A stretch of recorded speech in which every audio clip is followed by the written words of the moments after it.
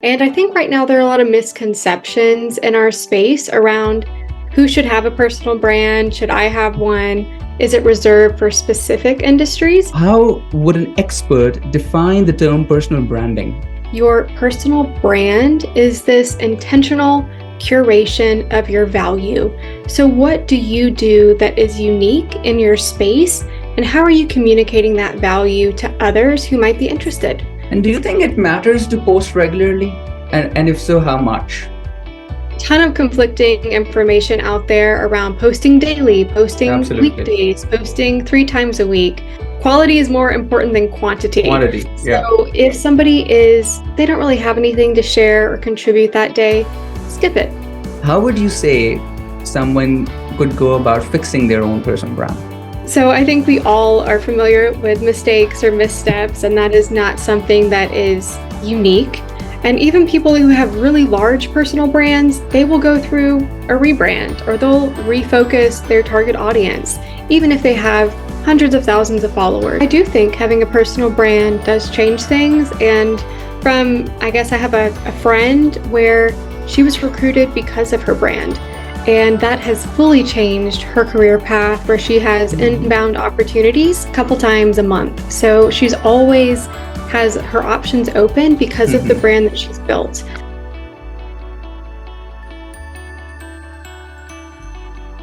Assalamu alaikum everyone. This is Amar bin Salim. Welcome to another podcast. This is episode 6. We are running season 3 and this is Out Loud with Amar. Today we're going to be talking about a very pressing concern, especially a concern that matters to the professionals a lot, and that is of the personal branding, how to brand themselves, because it's a huge concern in the professional communities.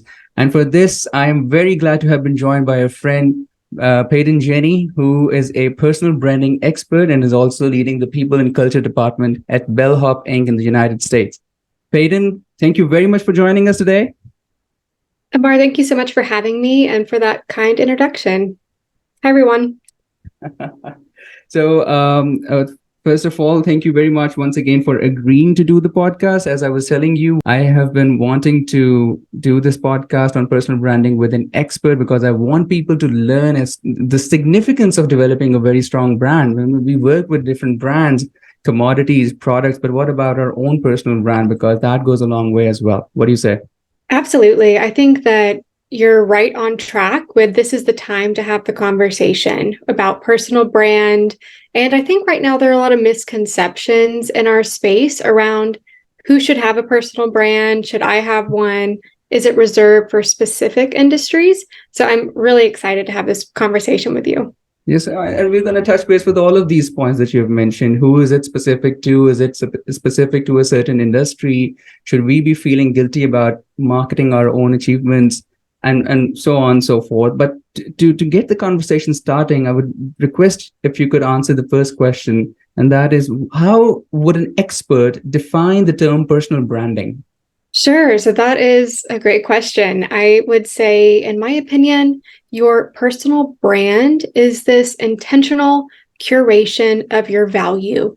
So what do you do that is unique in your space? And how are you communicating that value to others who might be interested? This could be businesses, this could be clients, but this is the way that you are presenting yourself. I do want to mention that your personal brand is also two-sided. So Jeff Bezos famously said that your brand is what people say about you when you leave the room. So you can create personal brand all you want, but also your reputation and how people view you also becomes a part of your brand, whether you like it or not. Whether you like it or not, and people are going to talk behind your back. And the best that you can do is to curate that experience for them, right? Exactly. So is it possible to live in this day and age without a personal brand? Do you think people can survive it, especially the ones who are trying to progress in their whatever careers they are in? Do you think it's possible for them to thrive in that? You can live without a personal brand, but I will say that if you do find yourself on the job market, it'll be that much harder for you to stand out among the competition. So creating a personal brand is a great way to have that extra level of security when it comes to job hunting because you will now be recognized as an authority in your space. You're going to be a part of the conversation, and people will think of your name when they're looking for somebody in that space. So whether it's podcasting, marketing, being a teacher, it could be anything, but you will stand out as someone that they are interested in reaching out to. And also in this, even if you take the example of LinkedIn, or even if you talk about influencers across the globe, there are so many people. The market seems so filled. Everything seems red ocean today. So it's very important to stand out. And I think that is where the whole personal branding phenomena comes in.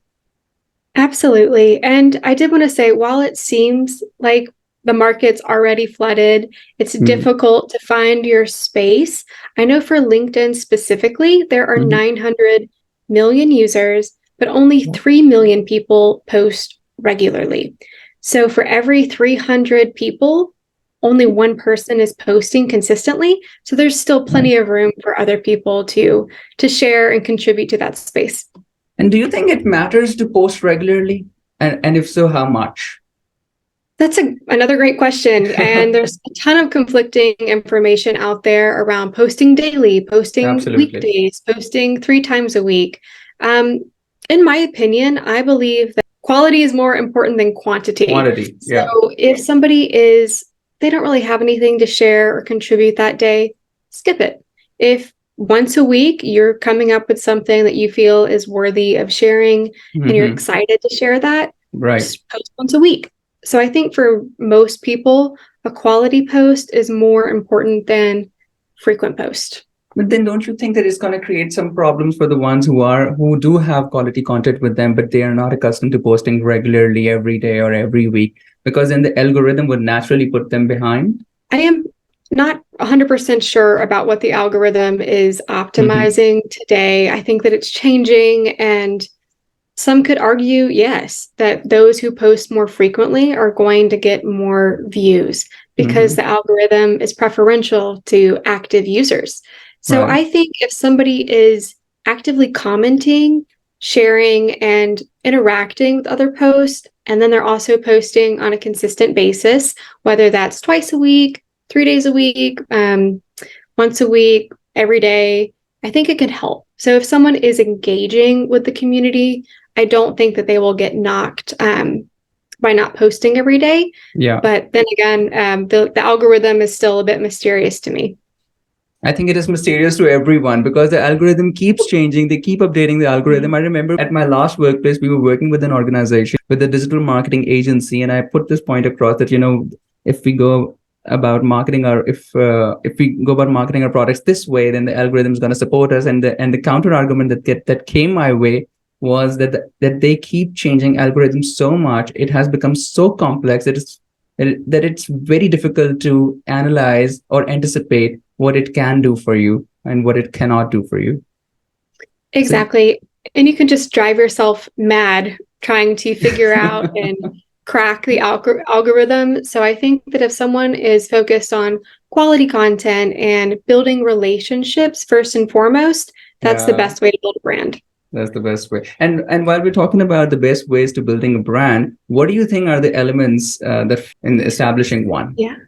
Yeah, absolutely. So this is a great question. If you were just getting started, you don't know where to start with why. So I know that's a Simon Sinek famous book and series, but if you are, looking to brand yourself and create something, what is your desired result?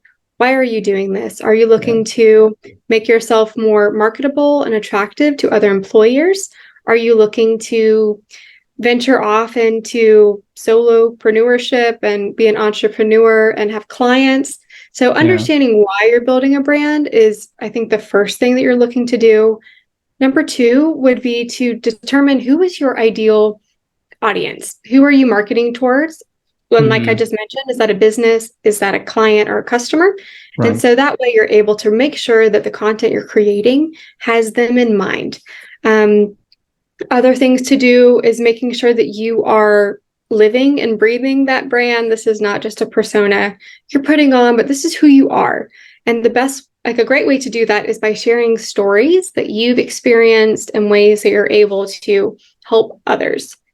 As you start to help others, you will get testimonials, reviews, and these are things that you're able to share by showing that these are people that I've helped and they found my service or my expertise useful. Find your people. Having allies and supporters in your space that are maybe a couple years ahead of you and where you want to be, building those meaningful relationships with them is going to be crucial for helping your brand socialize and getting in front of other people who might be interested in what you're promoting. What you're promoting, exactly. So we've talked about knowing your why, because if you know your why, then you'll know your how. How wouldn't be a problem then, of course. And then talking about your target audience. But then again, do you think that sometimes this would fall into this certain gray area where you feel guilty about promoting your own self?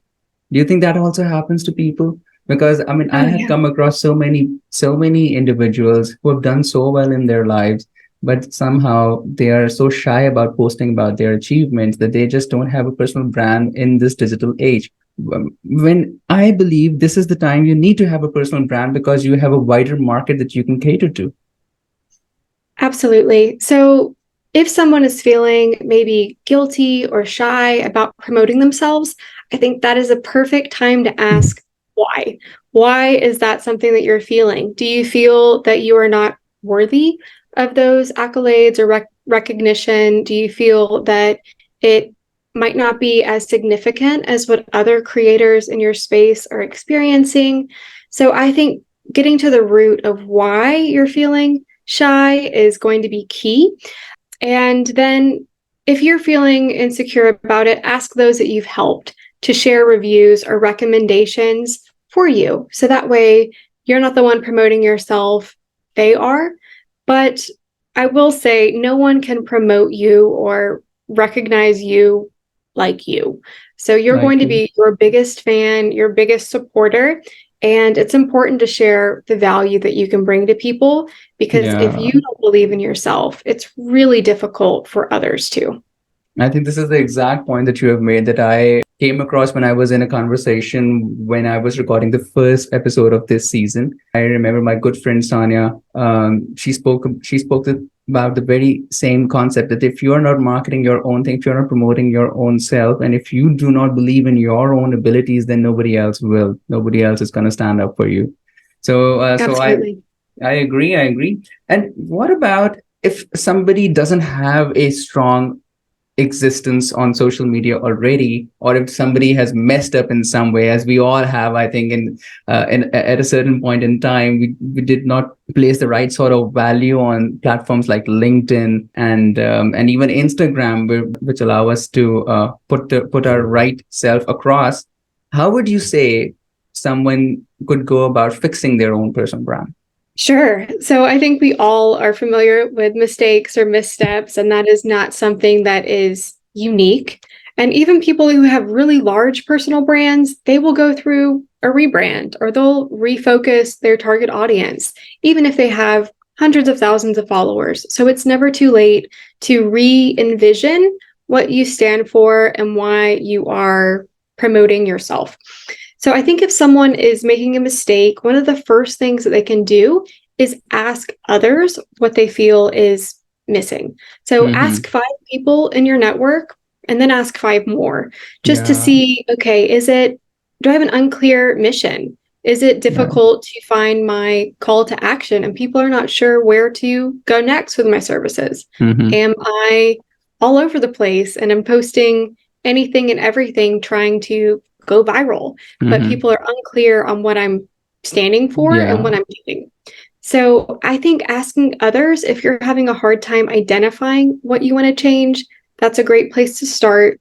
If you know, it's all a social experiment. We can test, we can put things out there, see what, resonates with people and see what doesn't.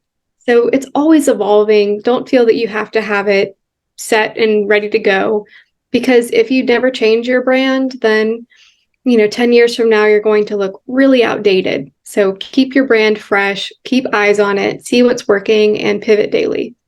And pivot daily, exactly. And also, as we were discussing right before the podcast, you have been engaged in hiring people and recruitment. So do you think your judgment, I don't know if it would be the right way to put this question, but still, to cut to the heart of the question, what I'm trying to ask is, do you think that the recruiter's idea or judgment could somehow be clouded if somebody has a personal brand that the recruiter would have noticed on LinkedIn or on these platforms before they're hired and while they're being hired? Judgment as in a negative impression? Negative or positive, both. Sure. So I do think having a personal brand does change things. And I guess I have a friend where she was recruited because of her brand.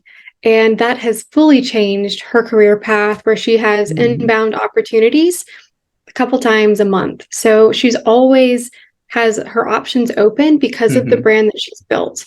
I have not heard, I guess, specific stories where people have been harmed by their personal brand, but they also might not be aware of it if they are not receiving maybe these in-mails about opportunities. So I think as a recruiter, it is great to see that someone is active specifically on LinkedIn. They're engaged in this platform. I know if I send them a message that the likelihood of response is going to be so much higher than someone who posted for the last time 2 years ago. So recruiters do take note of that because they have so many in-mails per month before their additional cost. So they want for them to be effective. So start being active on LinkedIn, and posting in general will help your likelihood of getting an outreach from a recruiter. Right. And also, what are some of the most common mistakes that you have come across? Of course, even if you haven't come across an example where people's personal brands have harmed their reputation while they're getting evaluated for a position at an organization, but still, I'm quite sure you would have come across LinkedIn profiles where people are not maintaining their profiles the way they should have, even if they had all the right qualifications and experiences and all of those things. What are some of the major mistakes that you think people make while making their personal brand? Sure. I mean, that's a fantastic question. I feel that people who they lack clarity, perhaps, on their profile. It's still unclear what they're standing for. Maybe they are doing too much all at once. Clarity in terms of their qualifications not being in sync, or their qualifications not being in sync with their professional careers? Sure. I think maybe let's have an example. So maybe somebody has an engineering degree, but now they are marketing themselves as a copywriter. And so they've made this career shift, and it's unclear, are they looking for opportunities in engineering, or have they fully transitioned into copywriting? So I think that there could be a spot in maybe their summary where they share exactly what they're looking for or what they're looking to add value in today. So I think clarity there can be key. I think people, again, who are posting just to post, but it's a bit all over the place, that can be confusing for a recruiter. And I think another area where people make mistakes in the branding space is it's very salesy, and everything that they're posting is, oh yes, go to my, my newsletter, buy my book, here's my program. That happens so much. I have just figured out that I have subscribed to maybe hundreds and hundreds of these newsletters, which actually, come as a part and parcel of all those friend requests that come my way, or the friend requests that I send to other people. But somehow I have to have, their subscribe to their newsletters. Yes. So I think that can be a trap that some people fall into, especially if they are not adding value for free. So this is the best way to build trust with your network and your audience, is by giving them helpful information. And so when they feel like, wow, I learned this from Paden about how to interview, maybe I am interested in working with her one-on-one. So I think that people need to know that you have true qualifications, you're giving them valuable advice for free, and then maybe they'll be interested in looking into that newsletter. And also, as you mentioned in the beginning, if you're aware of your why, then of course you'll be able to drive them your way. You don't have to go all salesy. You can just, share your own experiences as you've mentioned. And that, I think, adds authenticity to the whole content. It does. People will reach out. If they're interested in what you are providing, they will come to you. They will eventually come to you. Right. And any last suggestion that you would want to give to our audience, whoever is going to now start making their personal brand? They're going to be aware of their why. They're going to be aware of their target audience. But what else? Anything additional? Sure. I would say just get started. I know it is scary. It feels vulnerable putting yourself out there. Mm-hmm. Maybe you don't want to share pictures straight away, but you're going to start sharing the areas where you're an expert. This is no longer just for lawyers, real estate agents, personal trainers. Your brand is important, whether you're an accountant, whether you're in customer sales, customer success. You are an expert and an authority in your realm. And we want to know what that is. I would love to learn more about product designers. So please bring what you have and contribute to this space, because we're ready for it. We're ready for it. And also, while we're talking about this, just one last point. Do you think it's is it advisable for teenagers to have a LinkedIn profile and start posting? Do you think people are going to take them seriously? Because generally LinkedIn is considered to be a community for professionals. That's a great question. Why not? I think if someone I think if they're working, I think if they have some sort of job that they're contributing to, so even if that's, I worked at a smoothie shop while in school, or I worked as an assistant as well, I could have easily gotten online and started to share about my experiences.